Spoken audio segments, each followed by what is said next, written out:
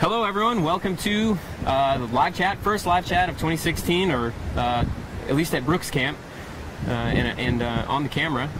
I'm Ranger Daniel. I'm Ranger Dave. We're here at Brooks Camp at the Riffles platform, Katmai National Park on the Alaska Peninsula. We're in the heart of a pretty big national park called Katmai, he said, and this is our first live chat, really, here and otherwise, so bear with us as it might get a little awkward at different times. If you're tuning in and you're noticing that we're not Roy and not Mike, you're correct. We're not Roy or Mike. Roy and Mike are gone. They've taken off to pursue other opportunities inside and outside the Park Service, so we're going to be doing our best to take over for them and keep going where they left off. We're going to try and carry on with a lot of the things they started, and hopefully we'll also be able to start some new things of our own. Hopefully we'll be able to do some new things, put some creative twists on the stuff that they did before. But a lot of it should feel pretty much the same. We will be doing a weekly live chat like this. It'll be very similar. We'll switch up the location, we'll switch up the time and the day of the week, but pretty much every 7 days at least we want to be doing this kind of thing where we come on, we talk for a while about a given subject or just about things in general, and then we answer your questions for maybe this whole second half of the hour. We're going to try and keep these under an hour, depending on how much content we feel like we can fill in there. Yeah, and in addition to that, we'll be doing our live plays. We'll continue to do that. Oh, yeah, play-by-plays. Yeah, sorry, play-by-plays. And yep. We'd like to do Periscope as well. We'd like to integrate that more this year. We'd also like to bring in some new faces. We've got a lot of cool staff members that we'd like you all to meet and get some different perspectives on what life is like here in Brooks Camp. Yeah, I guess we should say that not only are we new to live chat and new to doing this, we're new to Katmai in general. So we're leaning heavily on what Mike and Roy taught us and on the other rangers who are returning here that know a lot. They know the bears better. They know the whole park a lot better than we do. So we're hoping to have them on the program, or on the live chats anyway, and to have them help guide us along. Yeah, and we'll be also hoping that you guys can help us out at times. A lot of the viewers are pretty darn good at IDing bears. Yeah, it's something we're new at, and I think we've learned quite a bit already. Yeah, we've learned a lot from the commenters, and I think it's a really. They also ask questions that then get me thinking about something that I hadn't thought yet about. Totally. So speaking of that, yeah, we're going to be answering questions at the end of this, or here in a little bit. So you can throw those into the discuss comment section down underneath the cam's live feed, and we'll be answering those here sooner or later. Mm-hmm. And just to branch off that, we also are leaning on a lot of the viewers for activity that's happening on the cams. We can't actually view the cams all the time. True. And so we love the screenshots you guys take. Those tell us a lot about what's going on, and just the ongoing dialogue is really helpful. We get to see a lot of stuff that's off the cams. Yeah. Yeah, let's talk about how that works a little bit. Yeah. So the cams, all the cams, we have I think 5 right now. Sometimes there's more, sometimes there's less, depending on how things are working. We have these webcams around Katmai National Park, mostly concentrated in this Brooks Camp area along the Brooks River, which is this river behind us. And those cameras are provided, and the streaming is provided by Explore.org. So this is a partnership between Explore and the National Park Service and Katmai National Park. So we're pretty dependent on the support that they provide us.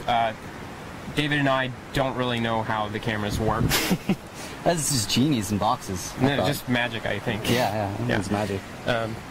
So then there's a lot going on outside of the view of the camera. You get to see the really hot spots with the cameras. The cameras show the really important areas of where things are happening around here. But this is a really big national park. Katmai is bigger than Yellowstone National Park and Yosemite National Park combined. It's a really big park in a really remote area. We have no real roads or hardly any trails or anything in the park. You can't drive here. The only access is by float plane or boat. So the camera, there's a lot of activity, bear and otherwise, happening outside the view of the cameras, and some of that we're right in the mix of.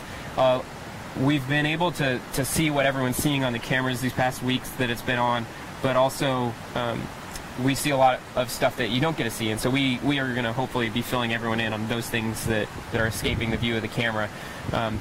Bears on the beach is a good example of that, and bears through camp.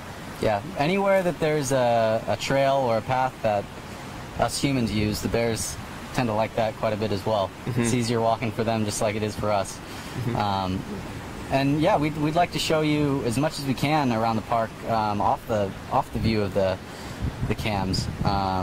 Hopefully we can get outside of Brooks Camp even and show people a little bit about the other 4 million acres of this park.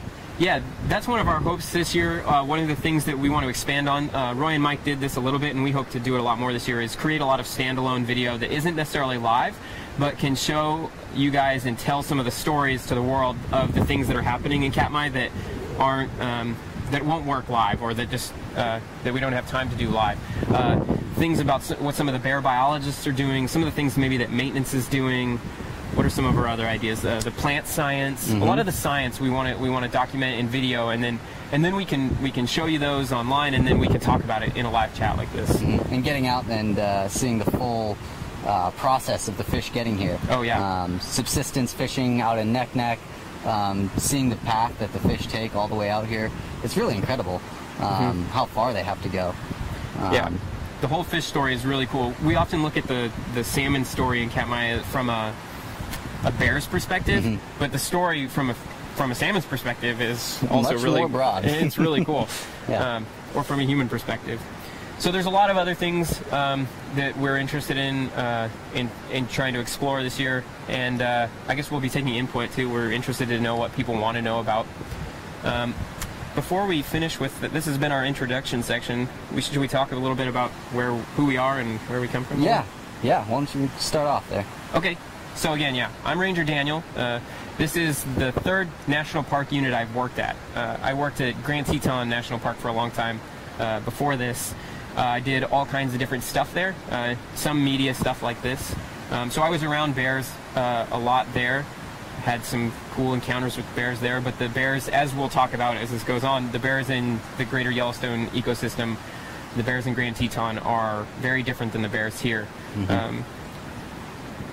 And so this has been a big learning curve for me. This isn't my first time to Alaska, but it is my first time to Katmai.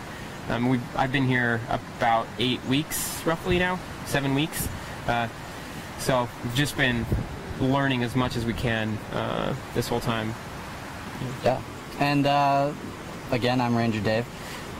Like Daniel, I've been to Alaska before, but never Katmai. It seems like a very different place than anywhere else in Alaska. It's very unique. The most recent place I lived was Missoula, Montana, where I went to school. So this has basically been my first real job out of college, which is great. I think it's a great place to start. Yeah, and I guess I've been here now a little longer, maybe 10 weeks. Oh, I was thinking it was longer than that. I thought you've been here like 12. Twice as long as me. No, not quite. Anyways. Oh, wow. We're both pretty new, so there's been a flurry of learning, and I don't think it's going to stop. That's maybe been one of my favorite parts about being here so far, though, is that every day is this constant challenge of just being like, oh, that's something I don't know. This is something I can learn. This is something to study. That kind of thing never runs out. Yeah. So we talked about who we are. We introduced ourselves. We introduced everything, I think. Yeah, so maybe we can start talking about some of the bears we've seen. Yeah, I think that's going to be the main thing that people want to know about, is what bears we've been seeing and kind of what bears we expect to see, and maybe just some of the basics of what's going on here in Katmai and in Brooks Camp right now. Yeah. Should we start with maybe some of the basics of what's going on? Yeah. Like, what's the overview of this ecosystem? Yeah. Want me to? All right. So we are in between two really big Alaskan lakes, close to sea level. Naknek Lake is down this way, and Brooks Lake, or Lake Brooks, is up that way. They're both big lakes in my experience. Naknek Lake is the biggest lake contained wholly within a national park in the country, and it's one of the biggest lakes in Alaska, and therefore in the country as well. So it's a pretty big lake. And then this river right here, the Brooks River, flows in between them. It's actually a very short river. Tiny river. Yeah. So there's not really any tributaries coming into this river, no creeks or things like that for the most part. It's just out of one lake into another. And then Naknek Lake drains into the Naknek River, which then drains into the Bering Sea and Bristol Bay on the north side of the Alaskan Peninsula. So this is all kind of water moving generally northward. So that's the lay of the land.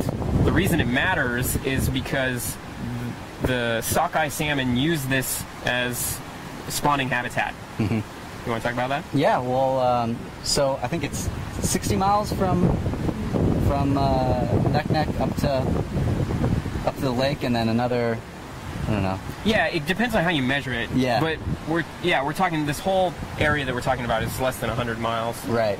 So the salmon swim up from the sea up to here, and their end goal is going to be Lake Brooks and the tributaries out there. Big Creek is one of the main ones, headwaters. So it'll take them about, they can travel about 30 miles a day. So by the end of next month, they'll all be in their spawning grounds. Pretty much, but depending on when they start, because they're starting at different times. Some could already be going pretty far upstream. And we've been seeing quite a few fish jumping the falls already, which is surprising. I didn't expect to see that for at least a couple more weeks. Yeah. So these are anadromous sockeye salmon. So they're a fish that spends the bulk middle of its life in the ocean, eating zooplankton and things like that. But then it's born, and then it comes to die at the beginning and the ends of its life in rivers and streams like this one. And they come in from the ocean, and they stop eating that whole time, and they lay their eggs, fertilize them, and then die in these streams every summer. And so this is a very predictable and massive influx of food for humans and eagles and brown bears. So the reason that it works right here is that this, in the salmon's journey, they come up through the Naknek River, which is a very big river, and then through Naknek Lake, which we said is a very big lake, and then they come into this river, which is actually not that big relative. You can see behind us that it's kind of shallow and riffling, and you see then the waterfall behind us. And that waterfall is one of the first major, or one of the only major obstacles that the salmon have to overcome, jumping over that. So the salmon are bottled up into a place that becomes easy to catch them, unlike the river all downstream from here. So bears are attracted to this area because it's easy. It's the first easy place to catch salmon. So really, by far the easiest place. Yeah. So we end up seeing a lot of bears right here on this waterfall, starting now basically till the end of July. But there was a bear there earlier, but oh, he's still there. He's still there? Yeah, right in the middle there. Oh my gosh, yeah. 83 appears to be. So yeah, we should talk about that bear. I didn't know that was there. I don't know if the viewers can see from that angle, but yeah, he's been hanging out there all day and yesterday as well, I think. I haven't seen him catch any fish yet. We did see, well, the viewers got to see one bear successfully catch a fish. Yeah, so they say. I haven't seen evidence yet. I'm skeptical. No, I'm not. Someone's caught a salmon for sure so far. The bears anyway. No humans have yet reported catching a salmon here in Brooks Camp. There's a lot of bragging rights on the line for that. I've tried every night. Hasn't happened. All right. So speaking of 83, which we think is this bear, what other bears have we been seeing? Well, that's pretty much the latest bear we've seen, I think. It all started with 32. Maintenance came out here a couple weeks ahead of everybody else. We got a great picture of that up on our social media sites. So that's how it all started this season. And then the first bear for us was the famous 435 Holly. And 503 and the biological cub. Yep. You got to follow them around a bit that day. I saw them for maybe 5 minutes or so before I had a boat waiting for me, so I had to take off. But you want to talk about that experience a little bit? Yeah, it was really pretty exciting because it was really early in the season. People were just doing training. No one was in uniform yet. It was really early, and so it goes out on the radio that we're seeing a bear with cubs wandering around camp. So everyone is running out to go look at it, and that was the bear that the bear techs and the biologists here call bear 435, with 2 cubs of differing ages, because this bear has a kind of unique story, whereas it adopted a cub last year and won the hearts of many bear cam viewers. But anyway, we were seeing it wandering through camp, and I was able to follow the bear techs around. A big part of their job is to keep the bears from coming into our houses, basically, to keep the bears out of camp. Where Brooks Camp is right in the middle of prime brown bear habitat, and we consider this their home. We are guests here, just temporary. They live here year-round.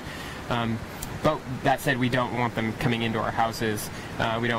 We want to minimize the amount of contact and conflict between bears and humans. So I ran around with the camera following the bear techs as they monitored and made sure that the bear 435 and the 2 cubs didn't get into any trouble.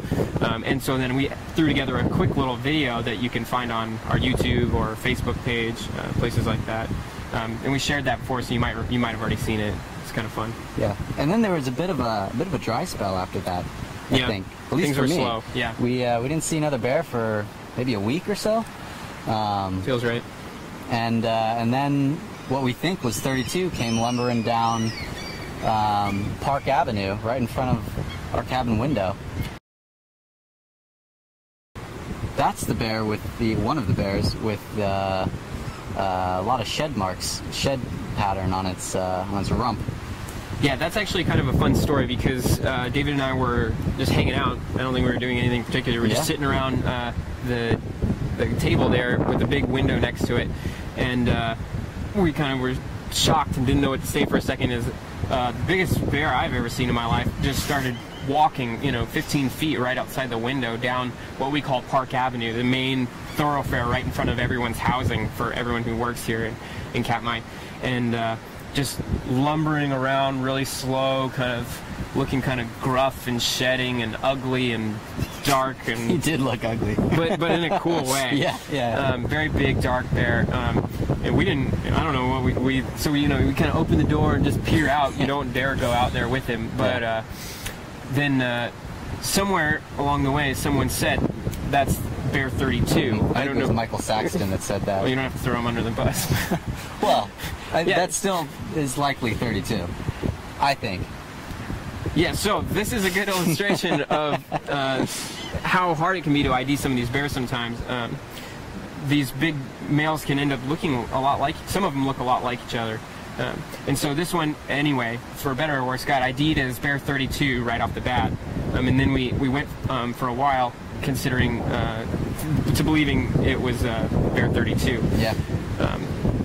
So then, when was the next time we saw bear 32, or that same bear, what we think anyway? Well, we saw what we thought to be 32 courting 435 Holly, and this was, of course, after she had emancipated her 2 cubs.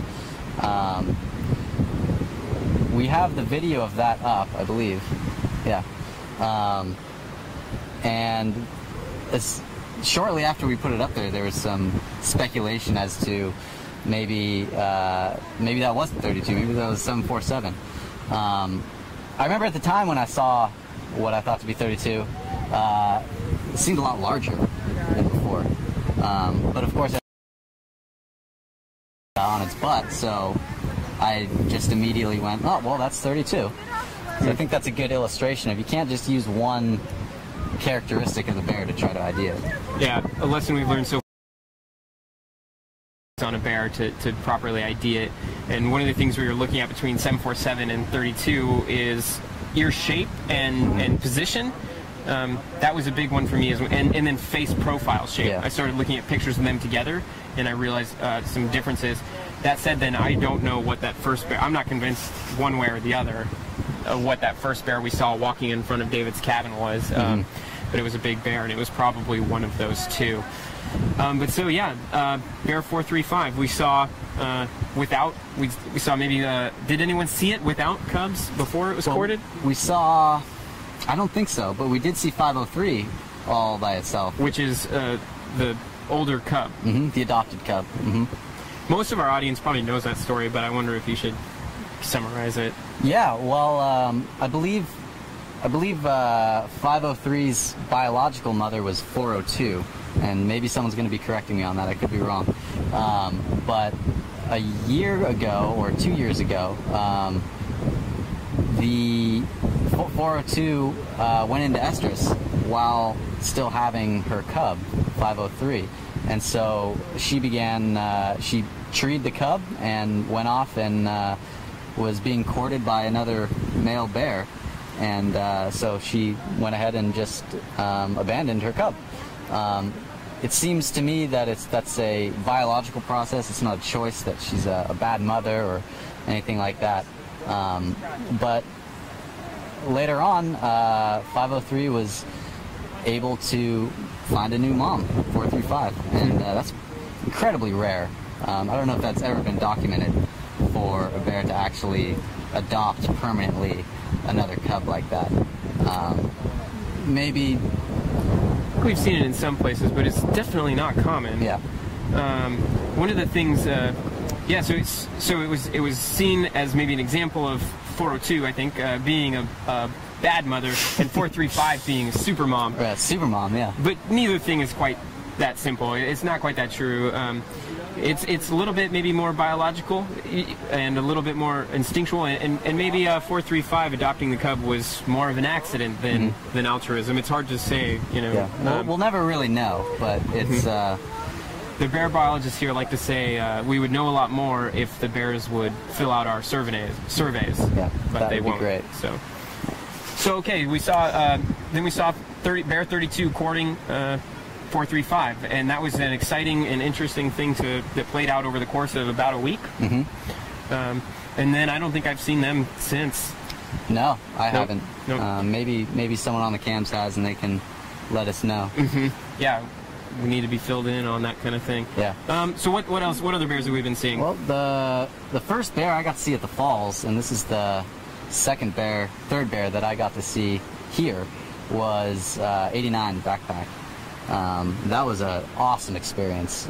We were walking along the boardwalk here out to the falls and hoping to see some bears. Went out there and didn't see anything. We were feeling a little disappointed, I guess. We were really hoping to see some bears. So we started heading back home, and not 100 feet from the treehouse there, I was looking for birds, and I looked down, and there was this big old bear butt looking back at me, and he was just munching on some grass. And so did it startle you? No, it startled me. Yeah, I didn't yell, but I jumped and went, oh, and then he looked up and jumped and went, oh, and didn't mind us. So we walked on back to the just hang out with him for a good half hour or so. He came out and was checking the river, looking for fish. Didn't seem to find any, so he's just hanging out on the island, just eating more and more and more grass. I was amazed at how much they could eat. It's probably going to be even more amazing when they start eating. Yeah, it's one thing to eat a lot of grass. Eating a lot of salmon is a whole other thing. Yeah, so that was bear 89. So we've seen, and I think that bear's been seen around camp a little bit, a few other times by other people too. Yeah. Yep. So that bear's definitely been active. So we got more bears to go through. I guess for anyone that's joining late or coming on just now, we can say I'm Ranger Daniel. And I'm Ranger Dave. We're here in Katmai National Park on the Alaskan Peninsula. We're doing a live chat here with Explore.org. We're talking right now about the bears that we've been seeing so far this summer, really just in the past month or so, right here in this area. We're overlooking the Brooks River. You might see some people in the background. We're on the the Riffles platform, viewing platform. This is a public platform that if you come visit us here in Katmai National Park, you can come watch bears right here. This is a great spot to view mothers and cubs fishing downstream from the waterfall that's up there. Later, really just here in a few weeks, that'll be happening, or less. So we're just going through some of the bears that we've seen already, and then here in a little bit, once we finish with that, we're going to be taking questions. This is our first live chat experience, and I hope it hasn't been too awkward so far. It's been fun so far. Yeah, it's been fun. Yeah. It's been fun. So what's else next here? We got another famous bear that showed up, 273. 273. To bear management's maybe went like that as soon as they showed up, but they didn't seem to cause any ruckus yet. Well, yeah. So Bear 273 is a sow with one cub right now. That's, how old is the cub? I think he's a yearling now. Yearling, yeah. This is his second summer. Mm-hmm. Yep. So they won the hearts of a lot of bear cam viewers last year, mostly just by being cute, but also I think by being troublemakers. Some bears are more habituated to people and human structures than other bears. Mm-hmm.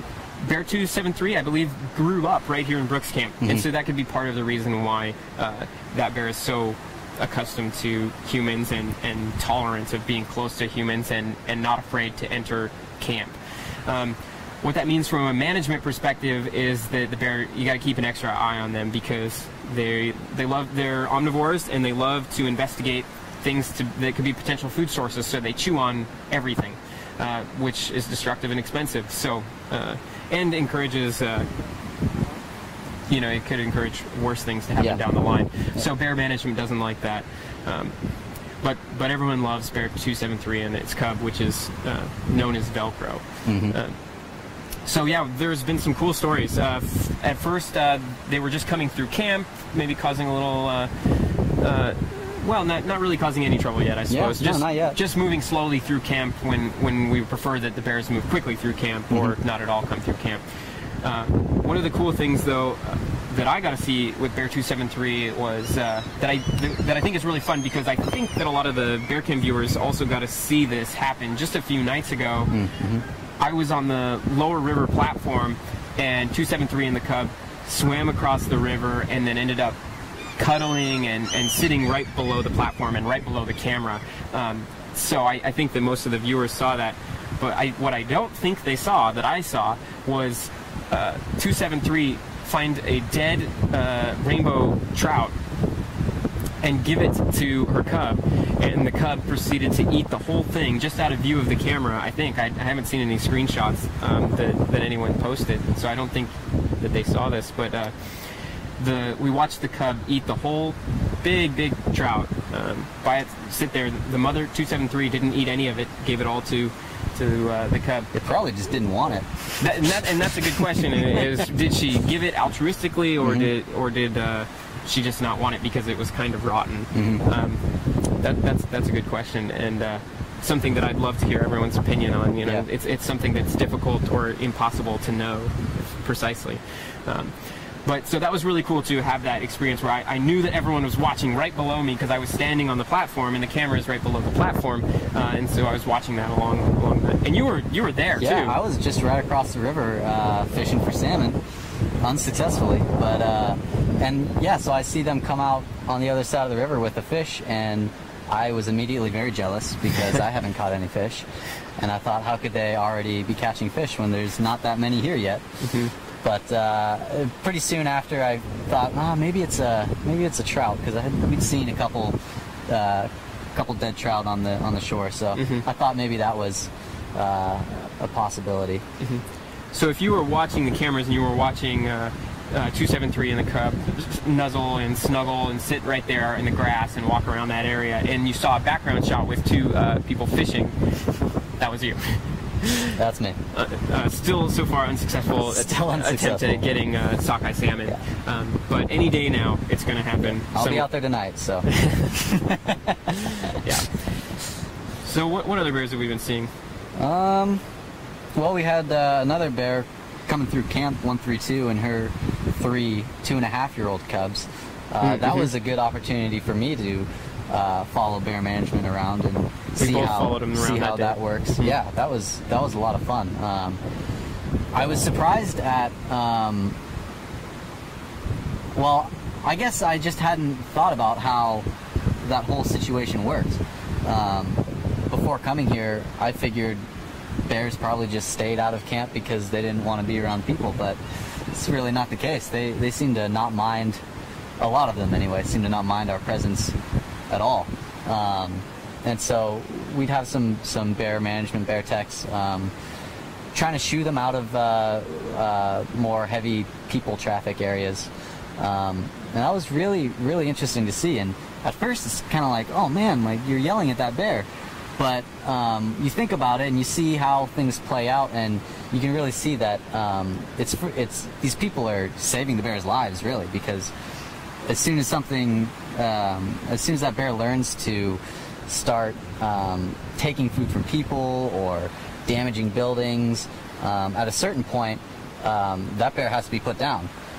You can't have a bear that's habituated to people to the extent that they're going to be attacking people or harming people. So it really made me admire these folks that are out here every day, really just saving bears' lives. If we're going to be living in the same place as these big brown bears, it's going to require a fine balance of give and take. Yeah. And that was a good day to see that happening. Another bear that we've been seeing is 402 or 409. Yep, we've seen both, but both of those, yeah. And 409 has 2 spring cubs, which everyone's very excited about. That's another example of an experience that I got to watch play out on the lower river platform that probably many of the bear cam viewers were watching as well. Or it's happened multiple times. Bear 409 and 2 spring cubs have been coming out onto the lower river area, playing and cuddling and doing all kinds of cute stuff. And those are spring cubs, or cubs of the year, what we call them.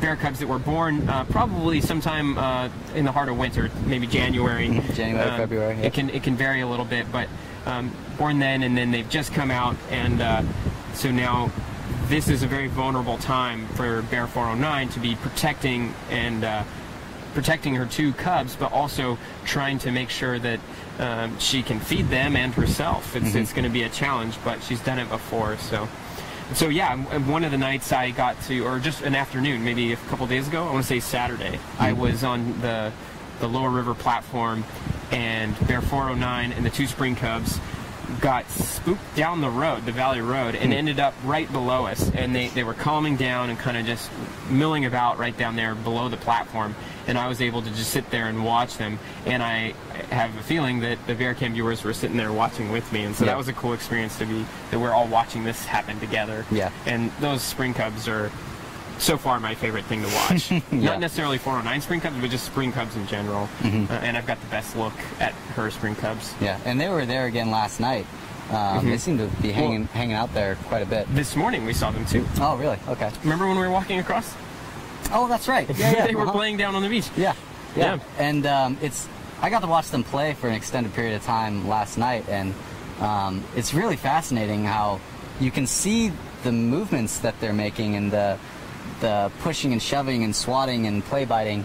It's all very, very cute, but really they're training themselves for life as adult bears, where they have to fend off other bears. Building that muscle memory from an early age, just like we see your puppy will do, or even cats. Building that muscle memory and self-defense from an early age. It's a tough world as a bear. The world of bears is a tough place. Especially when you're a spring cub and there's lots of threats for you. So that's been something that we've been talking with bear cam viewers about in the chat, in the discussion there, is what is 409's strategy going to be when it comes time to be fishing for salmon and still keep her 2 spring cubs safe. She's been very successful in the past fishing on the lip, and that's not the best place for spring cubs to be. It's a very dangerous spot for the spring cubs to be. One, it's very easy for a spring cub to just be washed away. This river is very strong. It's very cold, and spring cubs, you know, could easily be washed down that. But on top of that, it's the lip of the falls is an area filled that's very close with big male bears that don't necessarily like spring cubs. Any competition. Or any competition. Smaller competition is easier to prey on. So. Yeah, and I think we can talk about that. Maybe we can even dedicate one chat to that kind of thing later on to 409, and we'll be watching it play out, so we'll do some play-by-play videos. Yeah, it's a good idea. Any other bears that we need to touch on?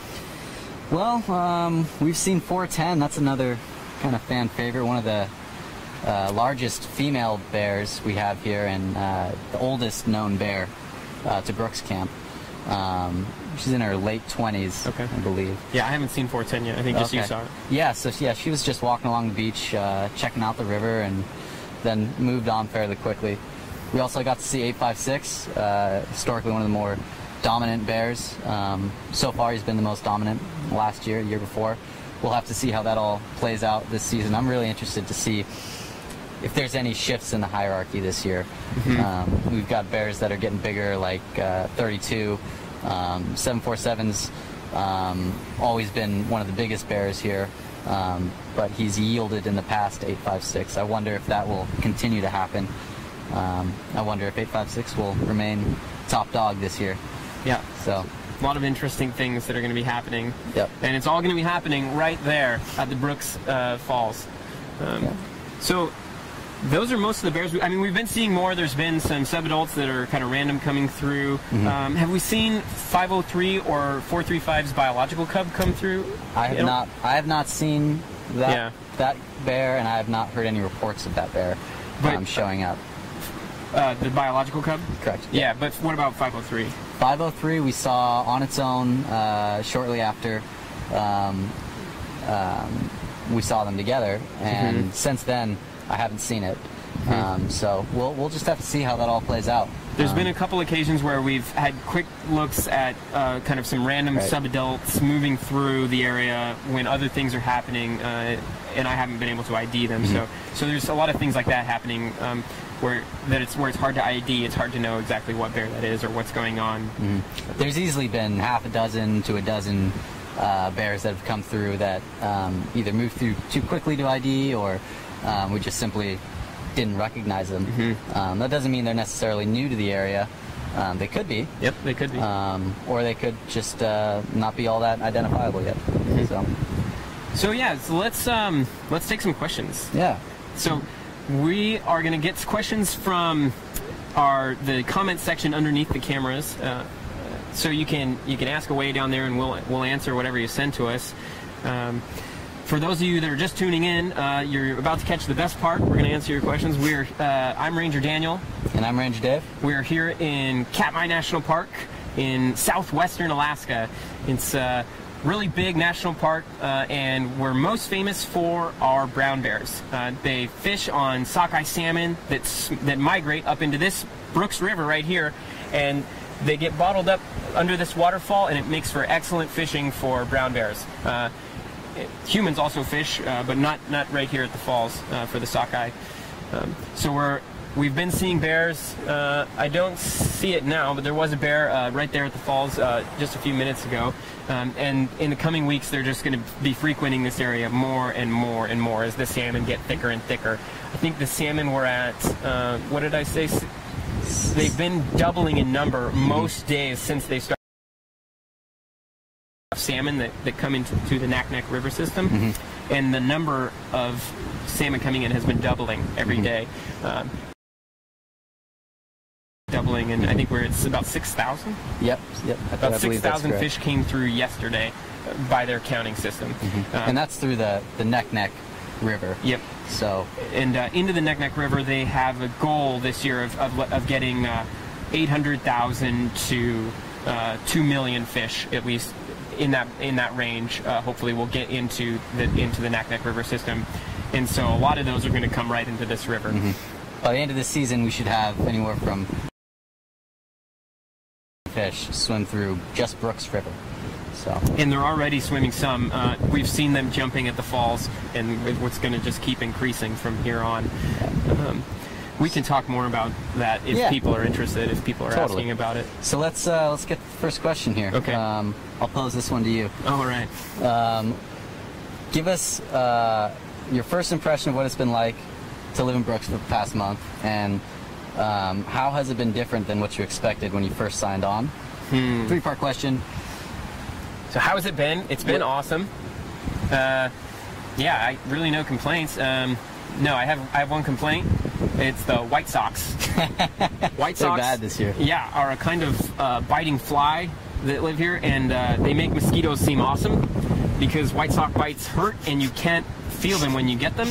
The White Sox will land on your body, on your clothing somewhere here, and then they'll crawl until they find open skin, and then they'll crawl down your clothing and bite you, and you don't even feel it. Then just a few hours later, you have a giant sore, itchy, painful sore on your body. And they do that. They crawl up my pants a lot and bite my lower legs. That's my complaint about Katmai National Park so far. But otherwise, it's been awesome. The bears are awesome. The people are awesome. The whole place is really great. Today, we have some really great weather. What's the third part of the question? Third part was... how has it been different than I expected? Different than you expected, and what are you most looking forward to? Okay. It's really a lot how I expected it here. This is how I thought it would be, and part of that is they had the webcams to like prepare. So I don't know that I've been like surprised or caught off guard too much by anything. At least I know for me, I've seen quite a few black bears and a few grizzly bears in my life. And no matter how much somebody describes to you how big an Alaskan brown bear is, they can tell you it's 1,000 pounds. They can tell you it's this tall. And it does not prepare you for when you finally see it up close and personal. And it's just this massive, just gonna... The energy they give off, too. Yeah, that's a good point. That I agree with that. That I've seen bears before in my life. I've been sort of close to grizzly bears before in the greater Yellowstone ecosystem. But these bears are a lot bigger. And you end up, by chance, getting a lot closer to them. And then also by these platforms, you're able to safely be closer, even though they are very much wild bears. You know, you don't want to trick yourself into thinking you're in a safe environment here just because you're on a platform looking at an animal down there. These are wild bears, and they give off a pretty intense energy because they're very big and powerful creatures. And yeah, so maybe that... I don't know, it didn't maybe surprise me, but it caught me off guard, for sure. This is the first time I started seeing some of the really big ones up close. Even when a yearling cub gets up close to you, any of them, they're still huge. So, what are you most looking forward to? Most looking forward to? Well, I guess I'd have to say bears in full swing, obviously. To see 15 or 20 bears right behind me is going to be just spectacular. When I see one up there, my heart rate is through the roof. So to see 15 is going to be incredible. Speaking of that, there he is. Is he back? Oh, yep. He's hanging out. He's dedicated. Just behind the bushes now. He's hungry. Maybe towards the end of this, we'll zoom the camera in. But when we switch back to the false camera, you'll be able to see him. Sure. What Another thing I'm most looking forward to is seeing all the salmon. Oh, yeah. I'm really excited for the fish. It sounds like you won't be able to step somewhere in the river without stepping on a salmon. Not stepping on them because they'll swim away, but... Or maybe stepping on them, Or maybe, So that's going to be incredible. Yeah. There's a lot to look forward to. It's hard to pick one thing. Yeah, I'm excited about it all. I think it's going to be a pretty great summer, and it already has been. Yeah. So next question we've got here... have we had any more bear encounters, close bear encounters? I wrote about my most exciting close big bear encounter that was unexpected on the Katmai National Park blog. So you can go read that there, searching for it, or maybe we'll post. Someone will probably link to it in the comments. So I wrote about that. I don't know that I've had anything other than that that's been too remarkable. I've got to see some things we already described, some of the cubs up really close that was really exciting. I guess I did have one more fairly close encounter. I was there too, I guess. Yeah, but it was more scary for you. We heard on the radio that there was a bear coming through camp, heading towards the campground, and I was in the area, so I stepped towards where I thought it might be heading to try to get a picture. And so I'm standing on a trail adjacent from the trail that it's moving on. As it continues to come by, I take a few steps back, but I'm thinking, okay, it's going to just walk right by me. This is no problem. And as soon as it appears in my line of view, it just looked over at me. I could see in its eyes, just thinking, that's not a tough guy. I can walk by him. And I definitely didn't feel like a tough guy when that bear was coming towards me. He or she, I'm not sure which. Later, somebody had said it might have been 89, which I would... Someone also told me 151 though too. So hard to say. But anyways, I captured a photo of that moment because I was just farther up out of the way near the ranger station, and I got a photo not with David and the bear in the same shot, but you can see the bear, and you can see its eyes are locking in on David in the picture. And I posted that picture in the comments. I can point it out again later if people want to see that. And so this bear probably walked maybe 6 feet away from me, and that was far too close for my comfort. Yeah, that's too close. I immediately was no longer thinking of taking a picture. It was more like... Yeah, because you had your camera probably, right? I had it, yeah, and then I very quickly put that away and started fumbling for bear spray and backing up. And but it really dawned on me at that point, I'm powerless. You know, if I'm 6 feet away from a bear and it decides it doesn't like me right now, there's nothing that's going to save me. Right. So that was a very interesting feeling. They're very humbling. All right, let's cruise through some more of these. All right. Are we feeling any pressure to provide photos and pictures and coming up with accurate IDs? Only good pressure, I think. Yeah. Like creative, inspiring of pressure. Yeah. I feel like every day is very challenging, but also in like the best sense of that word. Yeah.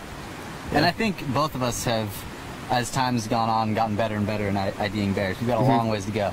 When it's difficult is when it's a bear that we haven't personally seen. If someone else sees it and they're taking pictures, or we hear about it second or third hand, it's very difficult. It's hard to even remember what they were talking about a few days later. But the ones that I see for myself and I have an experience with, those stick with me. Yeah. What else we got? Are the bears feeding on fish downriver? What are they eating right now? That's a good question. Yeah. Bears are not eating very many fish. We talked about the one that found a dead rainbow trout, and people are saying that at least one bear has caught a sockeye salmon here at the falls already.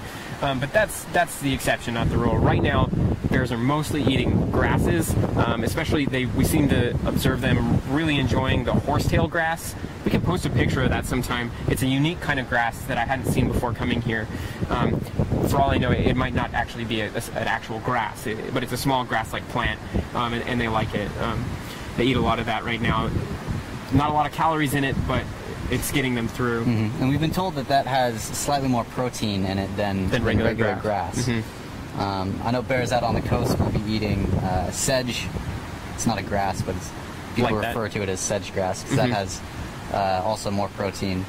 So they're eating that right now, but we don't have that necessarily here. This is a little different. Right. But the Katmai National Park does have a lot of coastline, and the bears that live there live slightly different lives than the bears that live here in Brooks Camp. Different access to resources, which is we're going to be talking a lot about the coastal bears this summer too. What else? So another really good question. We may not have the answer to it, but is it possible that there can be more than one sire to a litter? So there'd be different fathers for the different cubs of the same year. So as far as I know, that is biologically, rare or theoretically possible, but there's no way for us to know that right now. Right.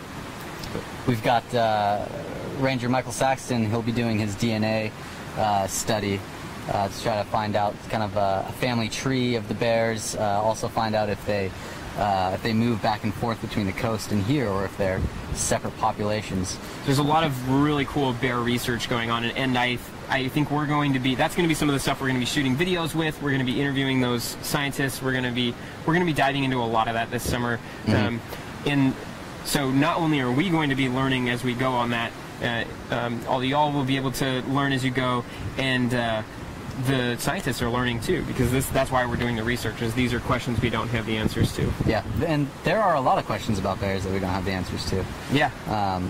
One of those animals that haven't been studied for hundreds of years because we didn't always get along too well. Right.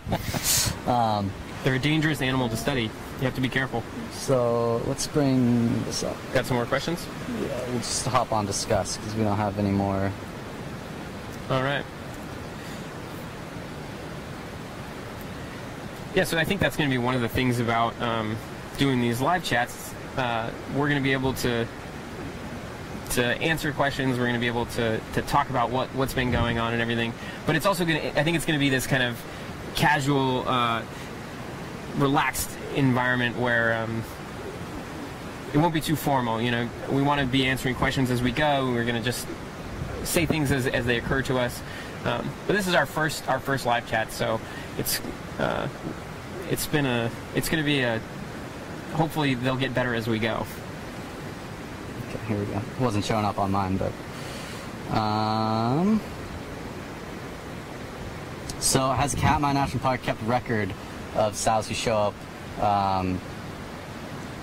in the beginning of the season with new cubs? Is there a log book for this? And the answer to that is records are kept by our biologists. Even some of our rangers keep our own records. There's no public log book that we have where we can give out that information. So if you have a specific question about a sow, you can message us, ask us. We may be able to find out the answer. We may not be able to, but we'll always do our best to get the answers for those kind of things. Mm-hmm. I've got the questions on here now, too. Okay. All right, David, how about this? Do bears get ticks, tick-carrying diseases? Does Alaska even have ticks? They can definitely get ticks. There's not a whole lot of ticks here. There's one species in Alaska that's present. Other than that, ticks aren't native here. We haven't really seen much evidence of that, like where there was any obvious, lesions or injuries from ticks that you can see on some animals sometimes, but it's definitely a possibility. And bears do definitely have all kinds of parasites. Yeah, it's part of the bear world is parasites and diseases. Yeah, you can't eat raw salmon all year and not feel some ill effects from it, even if you're a bear. I think, so. On one of these chats, we have a jar that has a tapeworm in it that came out of a bear. It's really disgusting. It's very gross, and I think that's par for the course for these bears. Yeah, and at the end of the season, you might actually be able to see a bear walk past the camera with a tapeworm still hanging out of its butt. That's something that happens. Pretty gross.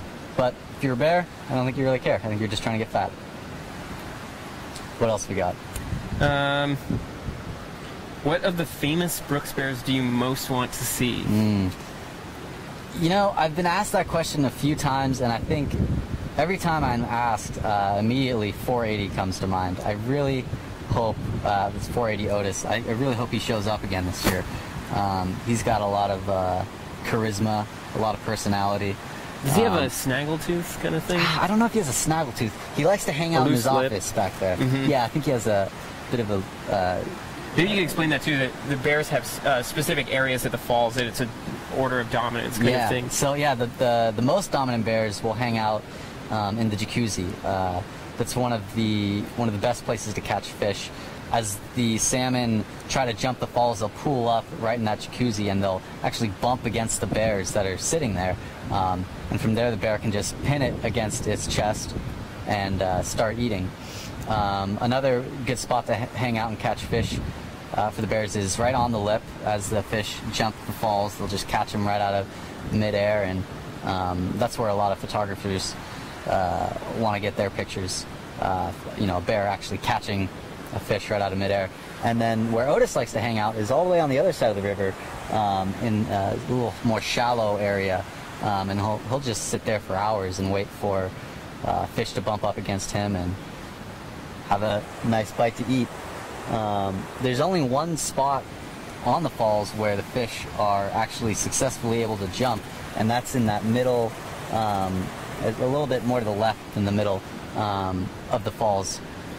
The water, it's deep enough that when the water comes over the falls, it creates an upward motion, and it kind of gives the fish a boost up, and they can jump the falls more easily there. We've seen a few make it up to the top, but it seems like it takes a lot of tries. Mm-hmm. They do a lot of tries and failures before they actually get up the fall. Mm-hmm. Here's a good one. What's your electricity source? Well, there's a lot of different layers to that answer, but or to the answer to that. Yeah, I guess the most basic answer would be diesel. All of our electricity is powered by diesel generators that are here on site.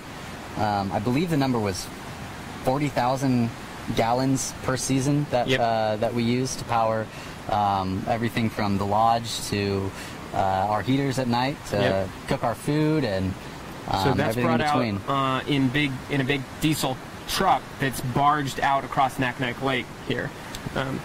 But we also have some solar panels, Right. And right now, just after the solstice, we have a huge amount. We have way more than 20 hours of sunlight a day, but it's often very cloudy, and here in just a few months we're going to lose a lot of that daylight. Mm-hmm. But the platforms out here have solar power.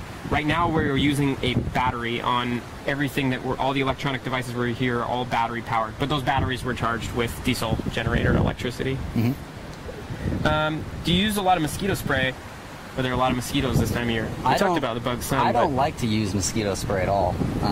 I hate the way that it tastes when it gets in my mouth and it stings my eyes. And I think when you're living in a place like this, it's probably not a good idea to be constantly spraying it on you. If that's your strategy, it's kind of a losing game because it doesn't work as well as you want. You never spray it on the right spot, and it wears off. And you'd have to apply it constantly. So I've only worn it once, I think, so far that I've been here. I didn't even bring any. Really?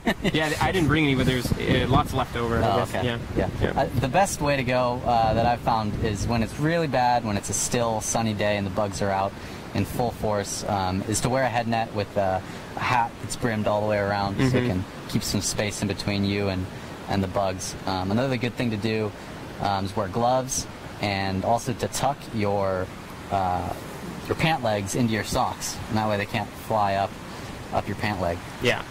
But really, the bottom line is, if you're going to live out here, if you're going to spend a lot of time out here, you're going to get bit by bugs, and it's just something you got to deal with. You got to deal with it. It's how the bears do it. They just deal with it. They just deal with it. We got lots of good questions, but we are about out of time. How about? We can do a couple more. Yeah, a couple more. Someone asked about picking blueberries. Mike and Roy maybe had picked blueberries in the past. We were wondering if we'd done that yet. We haven't done that yet. The blueberries won't be ready until late August, I'm told. And we've also got a little inside information. The best place to pick them, if you're here, is all the way on top of Dumpling Mountain. So. All right. And other berries will be ripening up before that. Some of the crowberries, lincolnberries. There's several different species of berry that you can eat. Blueberry, I'm told, is the most delicious and sought after. But as soon as those start ripening up, I'll be picking them. I can say that. What's the best smells and/or sounds you have encountered in Katmai? And the worst and the best. Worst and the best. Yeah. I think the worst smell so far has been from the incinerator. That started being used maybe a week or two ago. We don't have any landfills here. Of course, that would be bad for the bears. They would come out and be eating all our garbage. So what we have to do a lot of the time is burn our waste. And that smells really bad when it's burned right next to where you live. I think we should do a whole chat at some point about the ecological and environmental impact of Brooks Camp and the amount of fuel and carbon we use and produce and what we do with our garbage and where we get our food and stuff. It's a pretty elaborate and extravagant process to do all of this, and I think we should talk about that at some point. Definitely. Let us know if that's something that you guys are interested in. The best smell. Do you have a best smell? Sometimes I've been working inside for a while and then I step outside and I just gonna say, yeah. It's not really any one smell, it's just that fresh air smells so good. And then sometimes I'll be on the computer and be like, man, what am I, it's hard work, And then I step outside and I smell that and I'm like, oh yeah. That's why I'm here. That's why I'm here. Yeah. This is a wild, awesome, natural place. There's zero smog. Yeah. Yeah. There's fog. There's fog, but no smog. No smog. Yeah. Well, we're about out of time. We can answer some questions in the text in the comments below. We'll be doing that as the season goes on as well from time to time. Should we wrap up here then? Again, I'm Ranger Daniel. And I'm Ranger Dave. We're here in Katmai National Park. We're about to sign off. This has been one of our live chats. This is our first one. We're going to be doing them on a weekly basis. The time and day of the week is going to change every week.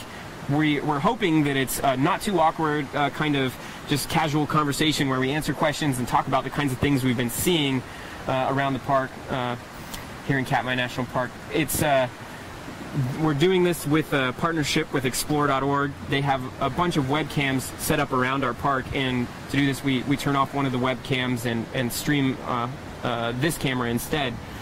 So you can, as you probably are right now on Explore.org, view all kinds of bear activity throughout our park and see what's going on.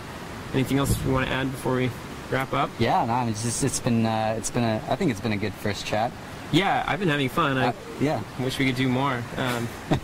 But we'll be back on soon. We're going to be on doing these regular live chats, and we're also going to be on in less formal. I know this isn't that formal, but in even less formal ways, we'll be on all the time. If you thought this was informal, just wait. It's going to get way more informal. But I think we're going to have a lot of fun. I hope everyone really participates and jumps in and asks questions, and I want to be asking everyone else a lot of questions too. We haven't done that too much this time, but I hope that in the future we can be asking questions of everyone and getting people thinking about different stuff. Yeah. So thank you all for showing up. Yeah. We'll get on discuss soon here and try to answer the rest of these questions. Yeah. Thanks.